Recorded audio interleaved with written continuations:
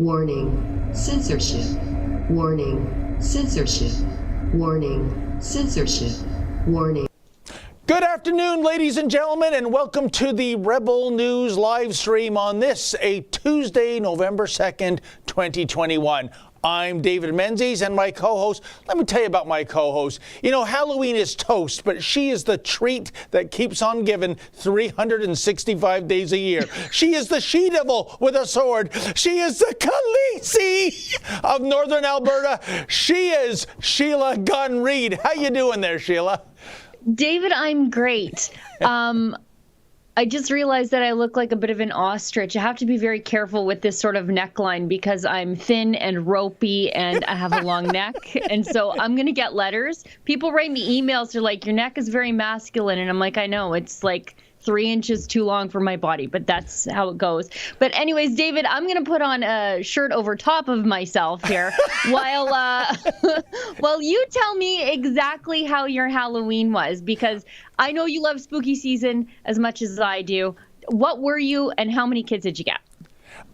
We had one that did not get a treat because what? I saw them. I was just arriving home, and I know they live across from us. And I went in and I said, so Lady Menzoid, what was the costume like? She said, what costume? I said, I saw people at the door. And she said, I didn't know that. I go, why didn't you know that? She says, they didn't ring the doorbell or knock the door. They just stood there. I know. I guess, you know what, Sheila? Creepy. Actually. All I can think of is they were following Dr. Karen's advice of don't loudly say trick or treat or sing trick or treat. I've never seen anyone in my life sing trick or treat. These bureaucrats, they don't even live in the real world.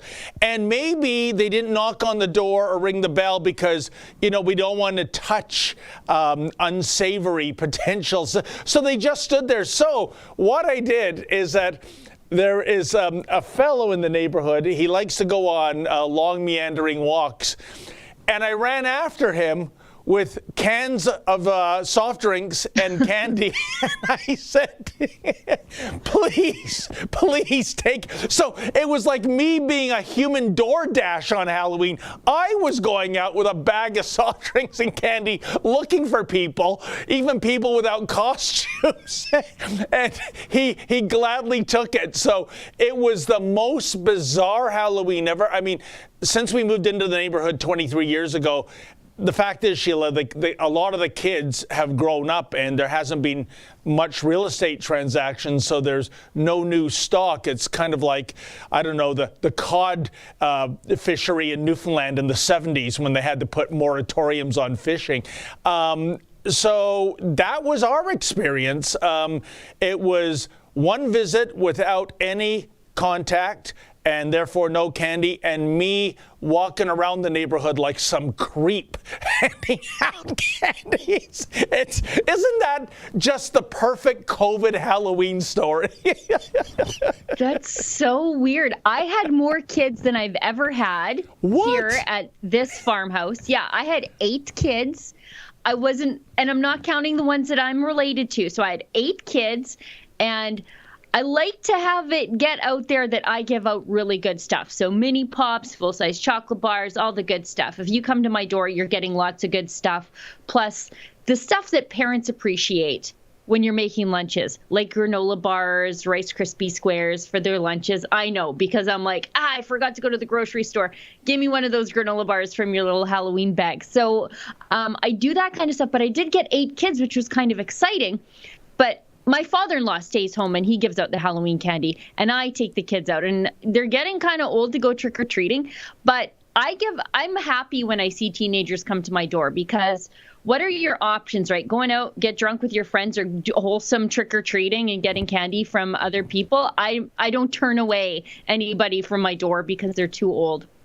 And I think some of my neighbors are starting to worry that my kids are getting too old for trick-or-treating, because we live out in the middle of nowhere. And so you don't get a lot of kids. So you're like, oh, when are the Gunn kids coming? Are the Gunn kids coming? And then when they show up, they're like, oh, good.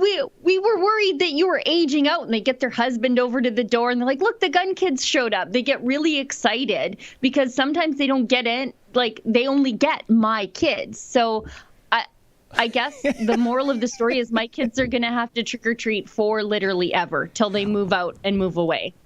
And Sheila, I'm trying to figure out the logistics here because I know you live so remotely. Is there any neighbor within walking distance of your farm? Oh, no, I drive them. I drive them.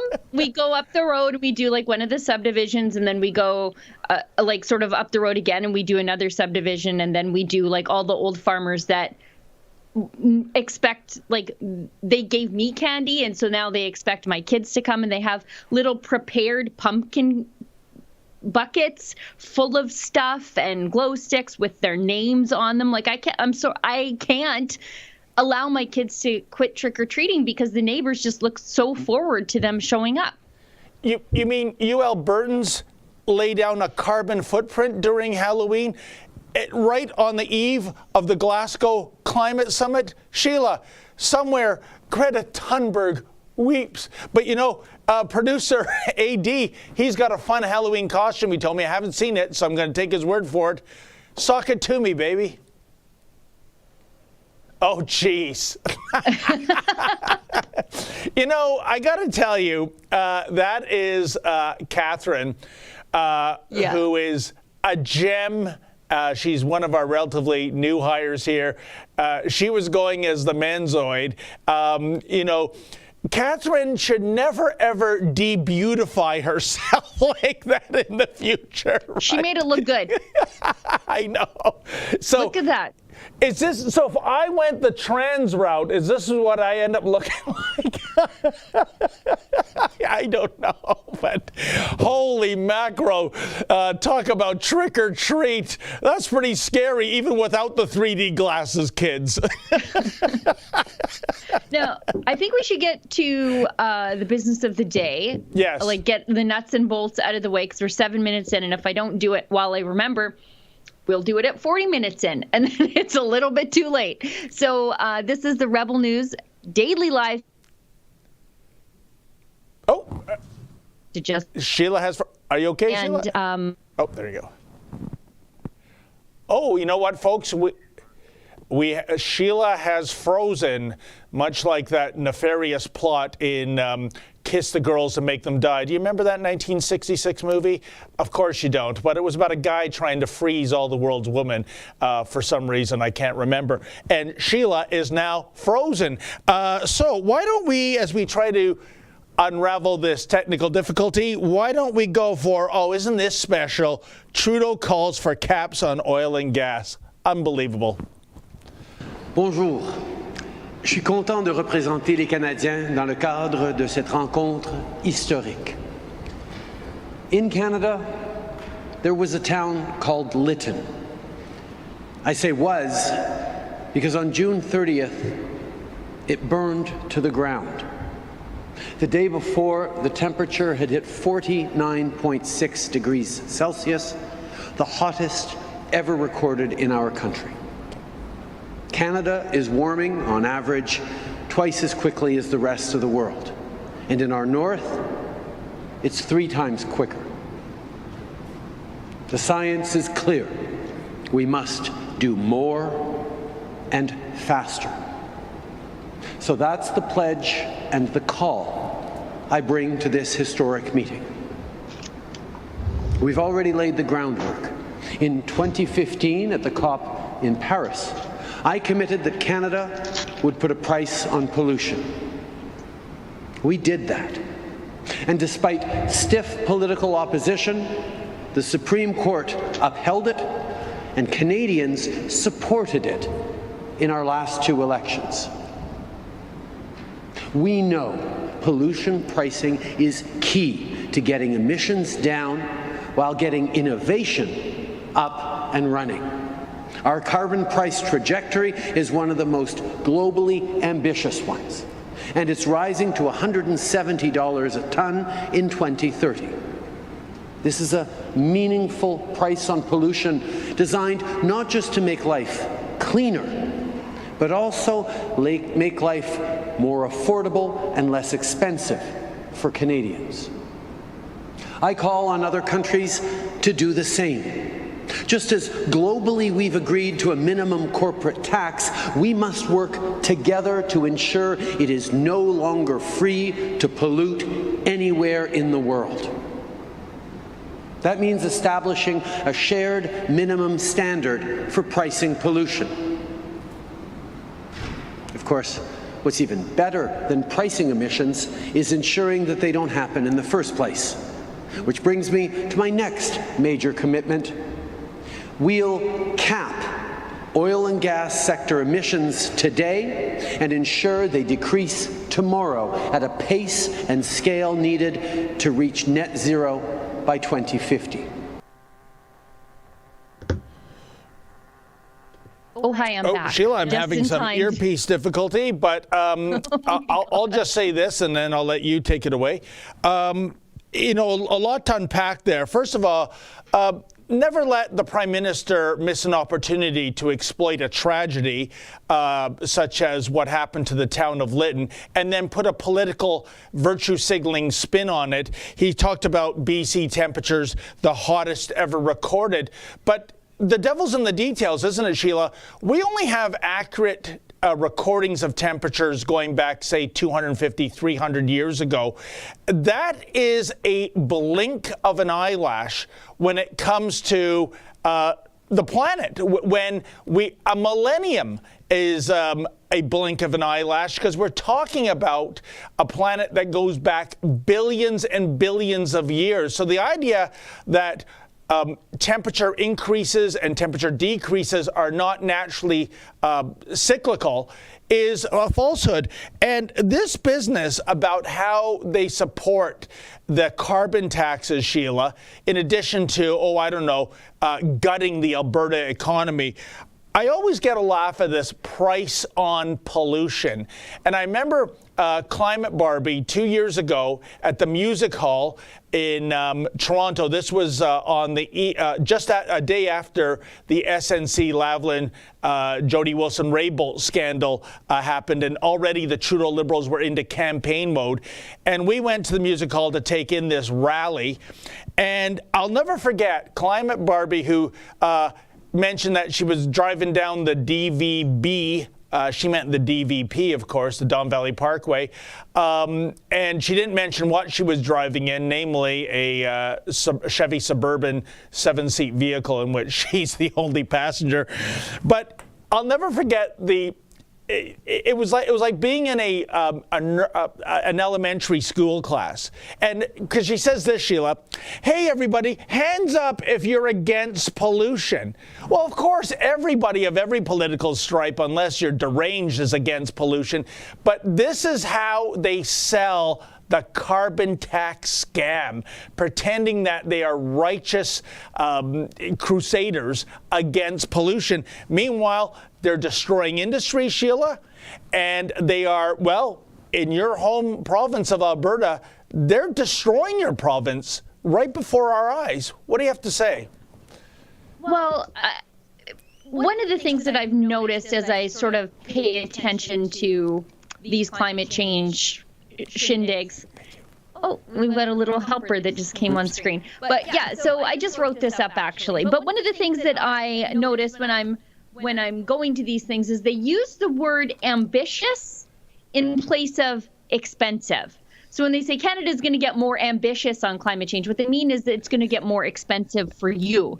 And so anyway, Justin Trudeau yesterday announced that he's going to phase out the jobs of, actually, can you scoot all the way down to the bottom of this article? Because I pulled up some data from TD Economics about what phasing out oil and gas in pursuit of net zero 2050 would actually mean for jobs. And so this is what it actually means. And these are done by senior economists at TD Economics. So this isn't just like a pro oil and gas think tank that brought up this data.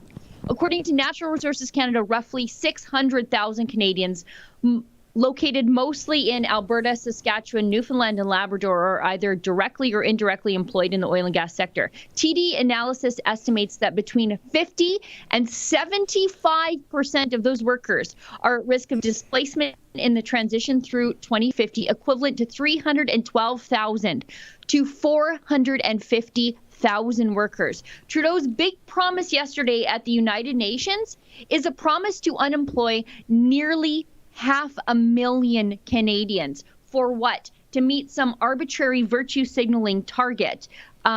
That's what that means in practice.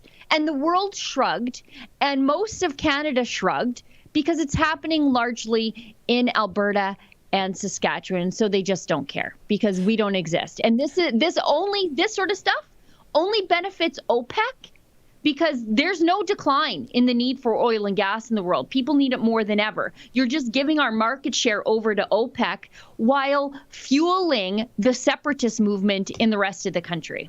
You know, Sheila, I can't even imagine the rage the average Albertan or Saskatchewan resident feels right now because, A, they know, and 'twas ever thus going back decades, right to Justin's father, Pierre, the Liberal Party of Canada doesn't care, doesn't give a rodent's rectum about the West, and compounding the situation is that the Conservatives take the West for granted.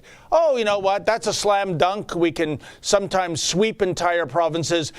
We got to go more liberal. We got to go more left to get the Laurentian elites on side. And we've seen from Andrew Scheer and from Aaron O'Toole, and we'll see from Aaron O'Toole 2.0, perhaps, a further direction towards the left while taking the West for granted. And it will have further disaster results in the next 18 to 24 months whenever the next election is called. I don't know if I lived in, Regina, Edmonton, Calgary. I don't know what I would do politically. There's nobody there for you. There's no champion. Well, and that's the thing. How is Aaron O'Toole's policy tangibly different than Justin Trudeau's? Carbon tax? Yep. He just calls it by something else. Net zero by 2050? Yep. He's just more, Justin Trudeau's just more upfront about what that really means. And Justin Trudeau today, he's going to a closed door party at 6 p.m. with CEOs and political leaders. So yesterday, he takes the stage and announces the end of 500,000 Canadian jobs and then pats himself on the back like, look at me, I'm a climate hero.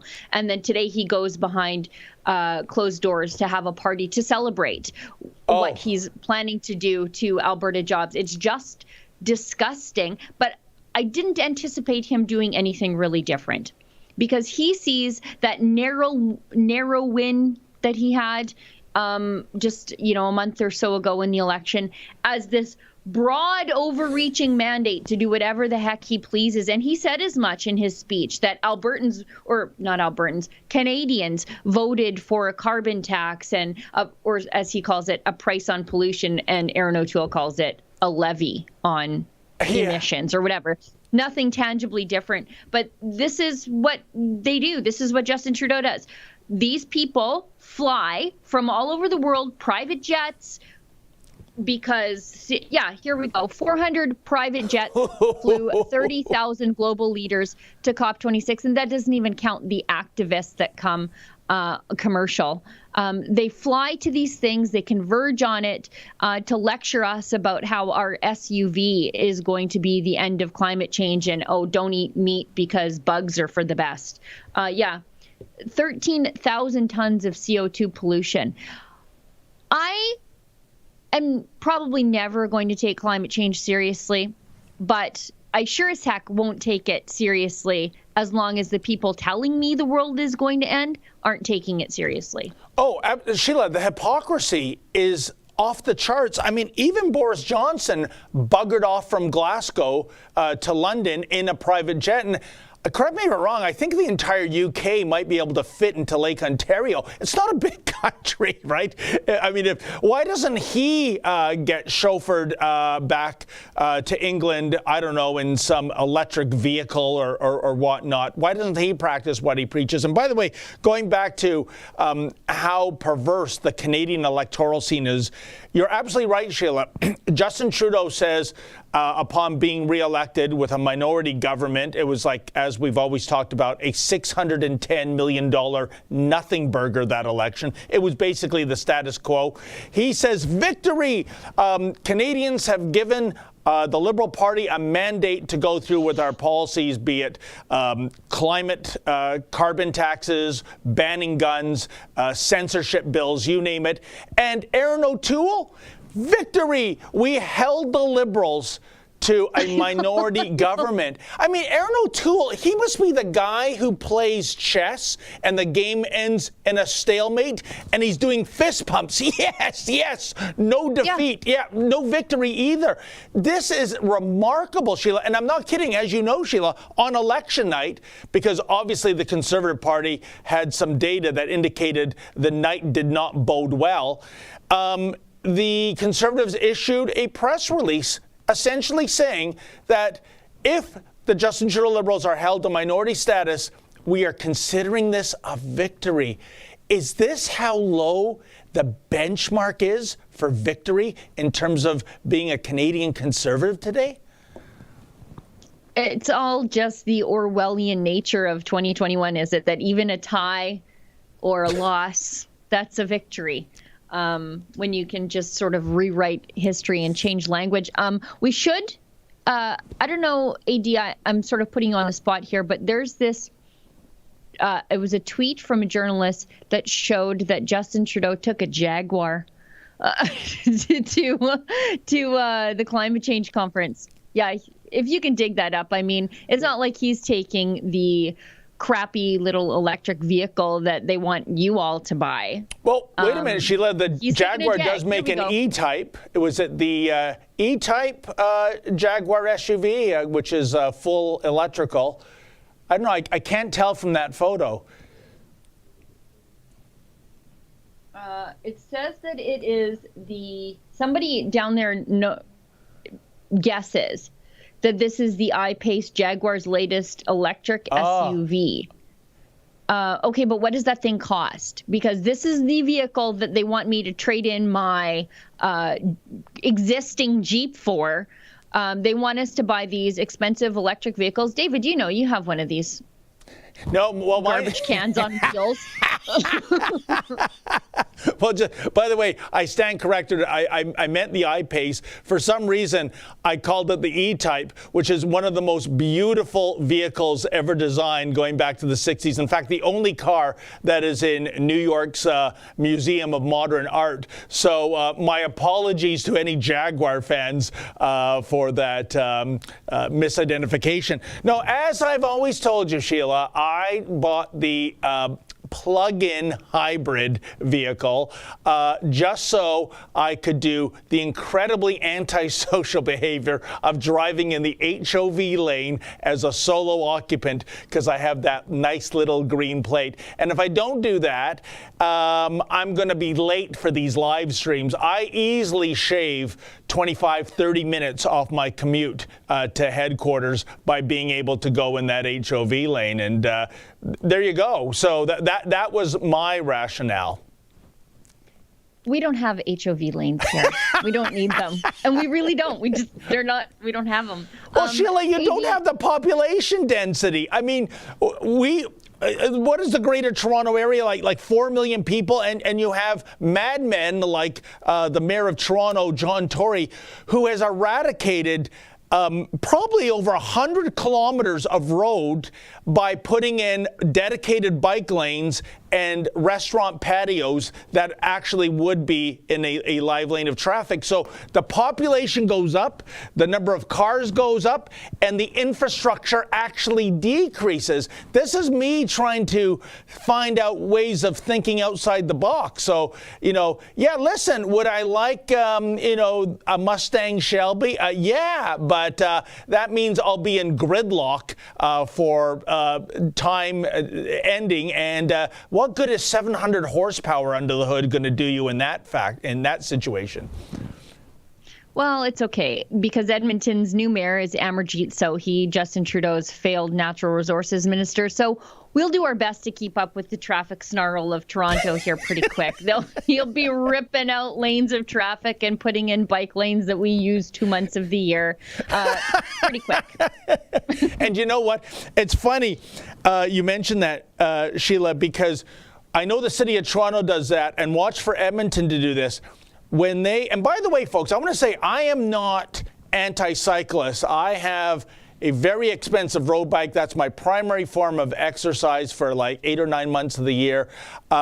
If I, look, I'm fat. If I didn't have my cycling, I'm circus fat, okay? So I'm not anti-bikes, but I've always been able to get around town in a lane of traffic. I don't need a dedicated lane with a white picket fence.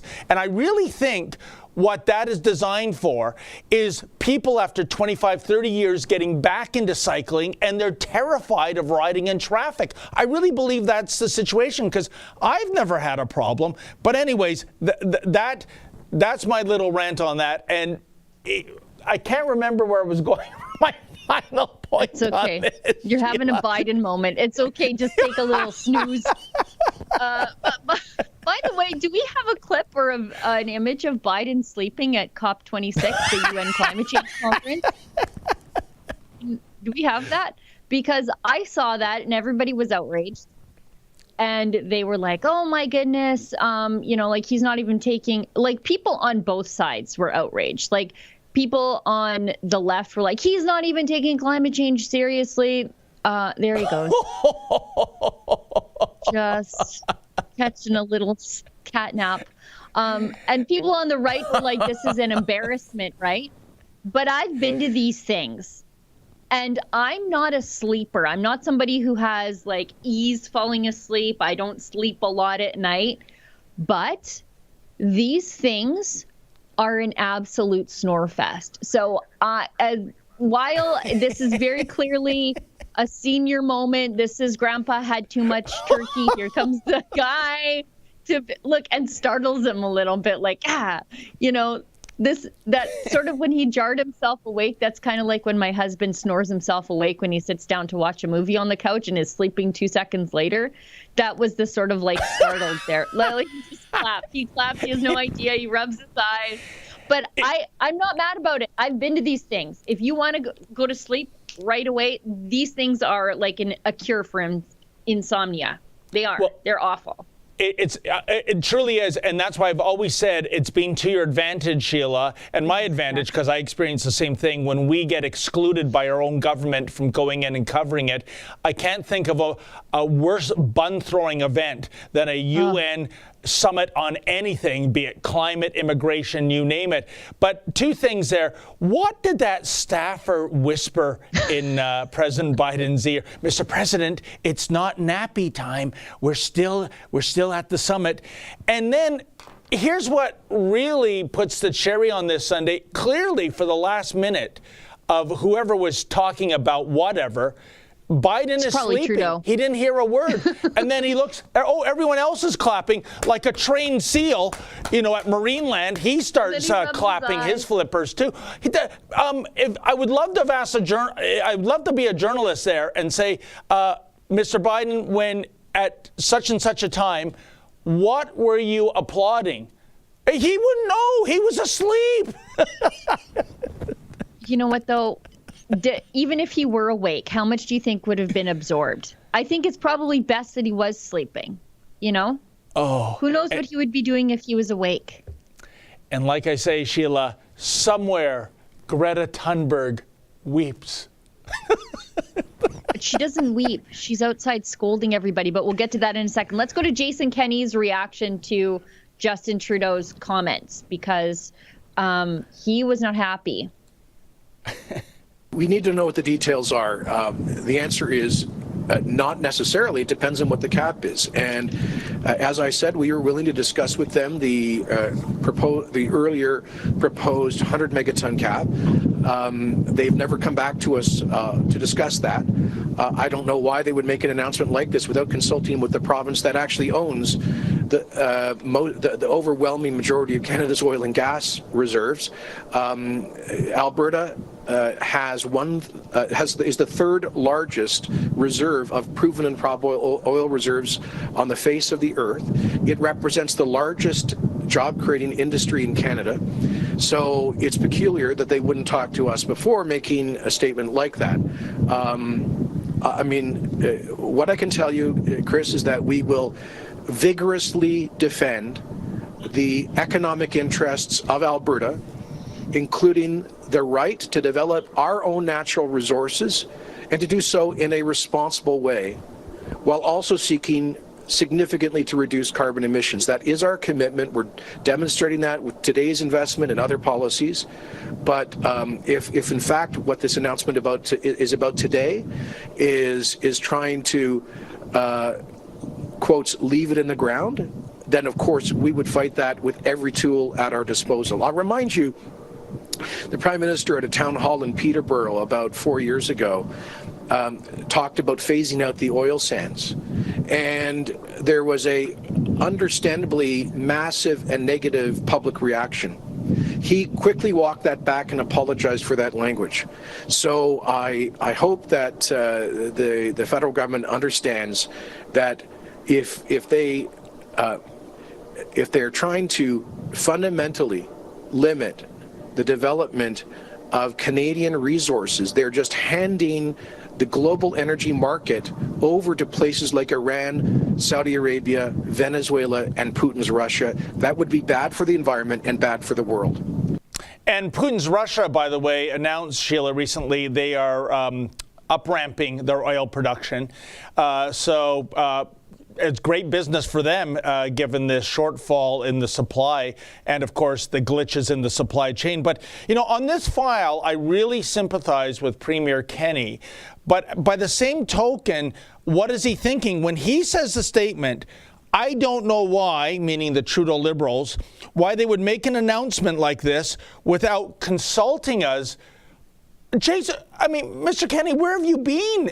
They have been anti-oil sands since they first got elected in 2015. He even references that Peterborough town hall 4 years ago where he said, I'm planning on phasing out the oil sands. I mean, this is no surprise. And again, it goes back to the fact, politically speaking, Sheila, the Liberals have written off Western Canada. They don't care if this was a decision that was 100% negative in the West. That's not a going concern for them anymore.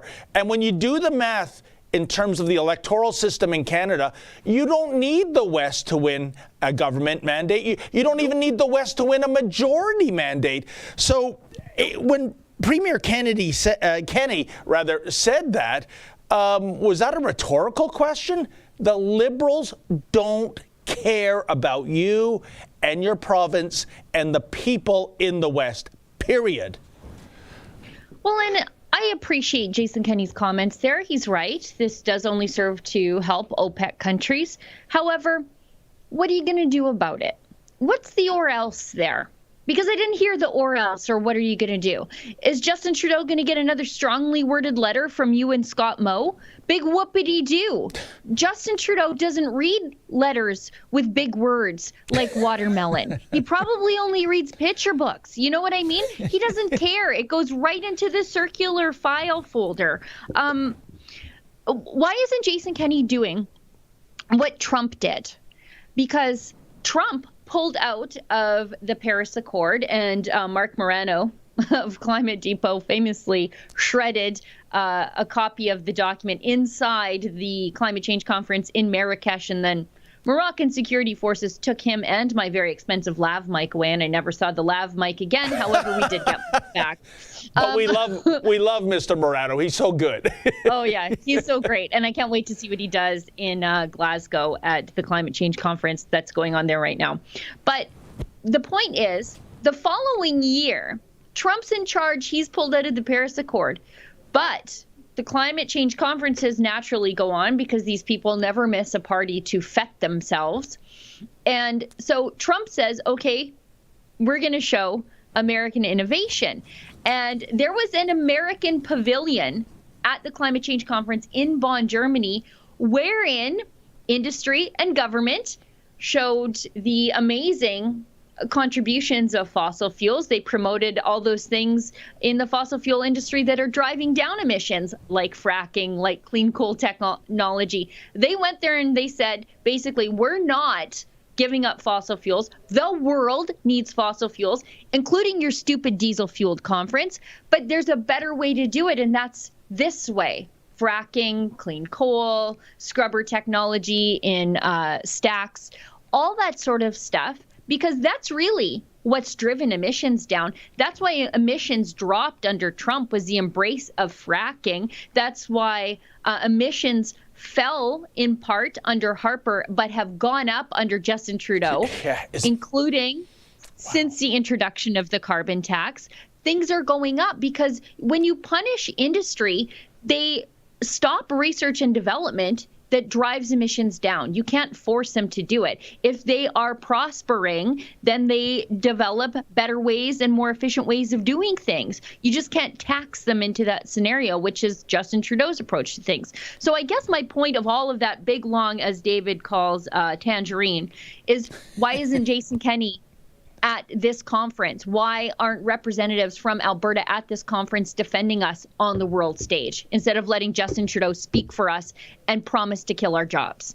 But Sheila, I think Jason Kenney would be treated like the skunk to the garden party at such a conference. Who cares? We already are. Oh, I know, but in this conference aside, which is a big Lollapalooza virtue signaling, sound and fury representing nothing in the final analysis, what I'm saying is that if you had the ear of Premier Kenney, Sheila, what would you tell him to do that's in his power to do in terms of protecting and even expanding the oil sands in your home province?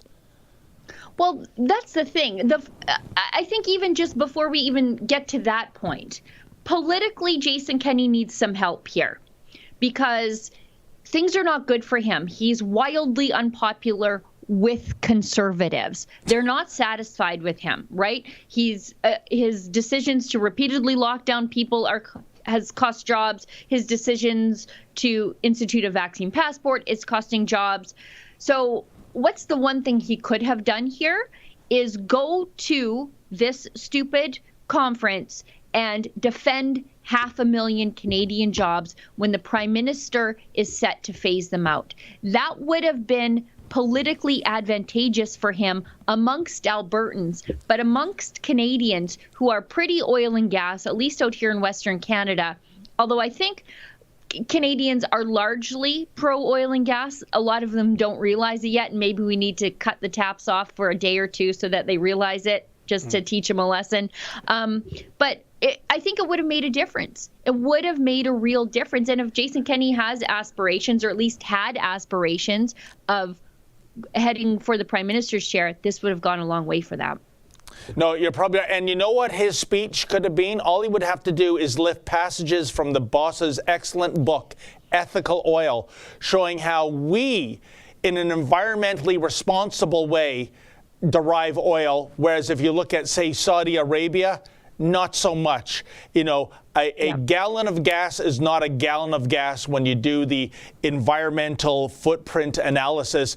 And by the way, if anyone has never read that book by Ezra Levant, Ethical Oil, that is must-read material, although the jabronis in Glasgow would never give it a look. There we go. And it's good. It's still for sale. 10 years old. 10 years old. And 10 years old and more important than ever, Sheila. And that book, I think, single-handedly changed the way we talk about Canadian oil and gas, and politicians, whether they like Ezra Levant or not, like his style or not, every single day in defense of oil and gas, they use the arguments Ezra first made in that book. Indeed. And that's just how it is. When you hear a politician who won't speak to Ezra, Aaron O'Toole, I'm looking at you, say that we, refine oil and gas and drill for oil and gas in the most environmentally responsible way and in a way that protects human rights, those are arguments Ezra first made. Well, Sheila, before we go on, producer AD has been whispering in my ear he wants to throw to some Greta footage. By the way, before we do that, I keep reading about Greta at this climate change summit, and the words being used, even in the Toronto Sun, a right-leaning newspaper, allegedly, describing Greta as a rock star. You know, I'm just thinking about the rock stars I grew up with, you know, in the 70s, like, you know, Kiss, The Who, the Rolling Stones. To put Greta in that august group of musicians is just appalling, right? But yeah, that's her. That's how they describe her, a rock star. So let's throw to this rock star in action. No more exploitation of people and nature and the planet. No more exploitation. No more blah, blah, blah. No more whatever the fuck they're doing inside there.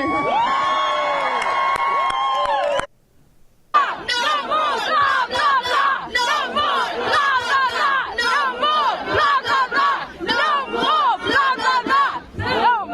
Okay, I see what she's doing there. She's channeling the rock band Queen. You know, Radio Gaga, Radio Goo Goo, Goo Goo and Gaga, blah, blah, and blah, blah. How does someone repeatedly saying blah, blah, blah on such an incredibly complex topic as the environment, climate change, carbon emissions, how does that get a rounding standing ovation, Sheila? I don't recognize the world we're living in sometimes. Not just a rounding, like a rousing standing ovation, but people join in the obnoxious chant, like no more blah, blah, blah. That's the best you guys could come up with? Really? And you know, if I want to get scolded by a miserable teenager, you know, I'll catch my daughter on a bad day. I don't know why I got to listen to this little brat, you know? I think I'm going to adopt that. You know, when Lady Menzoid nags me, when I'm called on the carpet by the boss, I'm just going to go blah, blah, blah, blah, blah, blah, and see if that gets any applause. When my husband is like, where did those cowboy boots come from? How much did those cost? I'm going to be like, no more blah, blah, blah. Oh, look at that. We got more rock and roll footage. Okay, hang on. Okay, so I want to point something out here. She's oh my 18, God, so right? Cringeworthy. That's the thing. Look at her. Look how small she is. Oh boy, you better bet if I'm the bartender, I'm carding her. That doesn't look, I guess that diet she's on, it's really stunting her growth. I'm going to make all the vegans mad at me. I know. But I look at her, and of course, genetics are different. But I look at her and her thin, brittle little hair and her little tiny body, and I would guess that she's maybe 11 or 12. I agree. Like, you know what I mean? And I look at her and I think, okay, well, that girl needs collagen supplements, steak on an IV if we need to. Like, this is why I'm not a doctor, but growing bodies need certain nutrients, and that little girl should not have ever been on a vegan diet while her body was developing. It just upsets me to look at how small and frail she is. And I look at my daughter, who is 3 years younger, and she's big and strong, and plays rugby. And I know genetics are plays rugby. She's got like hair like a horse's tail. And I look at this little girl, and she's so frail. And I just, you know, this is what not feeding your kids properly because you're worried about the environmental impact of a diet that contains animal protein does to your children. Stop doing it. We're making a generation of weak people where their bodies aren't developing, and I don't think their brains are either. I'm very, very worried about that girl. Oh my goodness. I want that on a T-shirt, Sheila. Sheila, blah, blah. Here's the thing, though. I mean, in fairness, where we should really be directing our ire is that not so much at, not so much at Greta, but the puppet masters who are undoubtedly making millions, if not billions, off this scam, you know, of having this little teenage girl be the face for the climate change industry. I'm wondering what it's going to be like for Greta in the years to come. We've seen so many stories in Hollywood of child actors who, when they go into adulthood, their lives are completely messed up. They're not the adoring little kid from such and such a show, but suddenly they're doing armed robbery of a convenience store to get some money for the next drug hit. I'm not saying that's going to happen to Greta Thunberg. I'm not wishing it on her. But this is a really, I think, perverted childhood. She is being used as a puppet to further a radical left agenda, and I think that's shameful, Sheila. This little girl, well, now she's a woman. I can't even believe that. But like in Alberta, she's a woman. She could go to the bar and drink and just do whatever. But she's grown up tired, malnourished, anxiety-riddled, guilt-riddled, because she thinks humanity is an invasive species on the planet instead of God's greatest creation. I worry about her future in that, okay, let's get the malnourishment part out of the way. If your brain hasn't developed because you didn't nurture it properly, we've got problems there. Just the lasting anxiety that she's got. She comes from a culture of environmentalism that tells you to eat bugs and live in a pod and not have children. Don't do those things that make so many of us fulfilled. They don't want us to do those things. Look at her. The girl is so miserable all the time, and this is her parents. And how do you get rid of that when this is imprinted on your psyche for the longest time? Look at her. Yeah, well, I would. Has a moment of fun, like that must without be being worried about any of it. I don't know. Yeah, I think that clip is from the infamous "How dare you" comment. Yeah. And at the end of the day, Sheila, when it comes to the parents, no doubt, what I think is as Greta goes blah, blah, blah, the parents are going moolah, moolah, Ka-ching, moolah. ka-ching, ka-ching. It's all about the money. I really wonder, Sheila, if we can find out what their net worth is now since their daughter came to international prominence, named Time Magazine's Person of the... Can you imagine that? That's how low the benchmark is in journalism, naming this malnutritioned child the Person of the Year for just speaking rubbish. She hasn't even graduated high school, as I understand. Again, the benchmarks are so low, aren't they, Sheila? I'm with you. I have a lot of disgust for these parents here. Those images of just her snarled, anxiety-riddled face in her formative years. This is how she spent her formative years. She should be out playing sports and hanging out and having a Slurpee once in a while. But instead, her parents have told her it's your duty to save the world. Yeah. I don't know. It's awful. A Slurpee? Half those photos look like she just bit into a bitter lemon, Sheila. Yeah. Listen, Sheila, we must have some chats by now, I think. We do, but before we go on, okay. Maybe AD, can you bring up Lewis's video that we put out yesterday on his coverage at the UN Climate Change Conference? Yes. Because, as you know, I'm here, and normally I go to these UN Climate Change conferences and do all my reporting from the outside because they don't let us on the inside, which is fine. I don't need to catch up on my sleep anyway.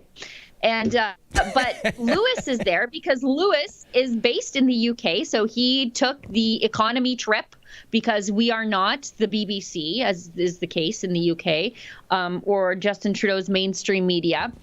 We're not those people, so we rely on the support of our viewers at home to do things and to bring you the full story, because the true believers there who attend these climate change conferences, they'll never really notice the things that we do because they just overlook the hypocrisy, because for them, the ends justify the means. And, fleets of idling vehicles and luxury airline travel, that's all fine as long as it saves the planet. So they say. So Lewis is there, and he's going to be doing some of the coverage that I used to do, and pointing out the hypocrisy as he sees it along the way, and showing you what the mainstream media doesn't want you to see going on outside these climate change conferences, because they are wild.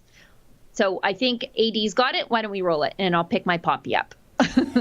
I noticed. This is Lewis Brackpool reporting for Rebel News, and as you can see, I'm here in sunny Glasgow, where behind me is COP26, the United Nations Climate Conference, where world leaders gather together and show off their private planes. I also don't think that Greta Thunberg is a trustworthy source of information. You all come to us young people for hope. How dare you? Now, Rebel News was supposed to be inside the conference today. Unfortunately, due to our recent history with the United Nations, they've actually banned Rebel News from even attending the conference due to asking tricky questions such as, who funds you? Well, we know the answer to that, and that's the taxpayer, which is yourself. First bit of hypocrisy is the fact that Chinese state media are allowed to attend this conference along with Al Jazeera. But the United Nations excuse for when we applied to attend this conference was that they have no previous record of Rebel News even being at any of the previous conferences, which, as you can see by the screenshots, is a load of bull. It's quite easy to work out why Rebel News is not allowed to attend this conference. We are the organisation that asks the difficult questions and points out the hypocrisies of these world leaders and the mainstream media. But regardless of me not being allowed to attend, I'm going to still point out these hypocrisies, even if it means standing just outside the venue. Thank you very much, and God bless. You know, I want to point out something right away, Sheila. Lewis Blackpool is doing great work for us overseas. He mentioned that we're not flying in by private jet, of course, and you saw him in just a regular airliner going to Glasgow. EasyJet, that's even worse. And I want to point out to people that that is not a luxury. Quite the opposite. We did the math, and to take the train from London to Glasgow was going to be way more expensive than just hopping on that flight. So that's why he's flying, folks. It's indeed, it is saving time, but it's saving a lot of money too, because we want to make sure when you donate to us, we are stretching that dollar as far as it goes. But, you know, Sheila, again, you pointed this out in your previous climate summit reports, the overflowing trash cans, the commingling of trash in the recycling part. They can't even care about that. And, you know, it reminds me, you can't even pick up after yourselves. You can't even take care of your own litter, which is you are directly responsible for. I hearken back to, you know, what Jordan Peterson says. Hey, you want to change the world? Start by making your bed first when you get up in the morning. That was gross. That was just disgusting. It's almost as though they're flaunting their elitism in our faces, Sheila. Oh, we don't care about carbon. We don't care about pollution. We don't even care about litter. Just look at the streets of Glasgow. Yeah, they actually don't care about any of this stuff. They really don't. Like like I said the other day, I look through the world with a certain worldview, right? So I see and notice certain things. These people don't even have an environmentalist worldview. They really don't. This is just the vehicle for them to transfer wealth and control your life. This is the way that they control you and everything you do through climate change, because carbon dioxide touches everything in your life, right? Like it from your transportation to your food costs to everything, home heating, lighting, getting your clothes to you, your food to you, the stock on the shelves in the grocery store. Carbon dioxide controls everything, right? It's linked to everything. So if you can control the one thing that's linked to everything that a person does, then you can control that person too. And that's what this is all about. And that's why they don't care if the garbage cans are overflowing, because it's not about garbage. It's not about real pollution. It's about controlling you and transferring your wealth to other people, namely themselves.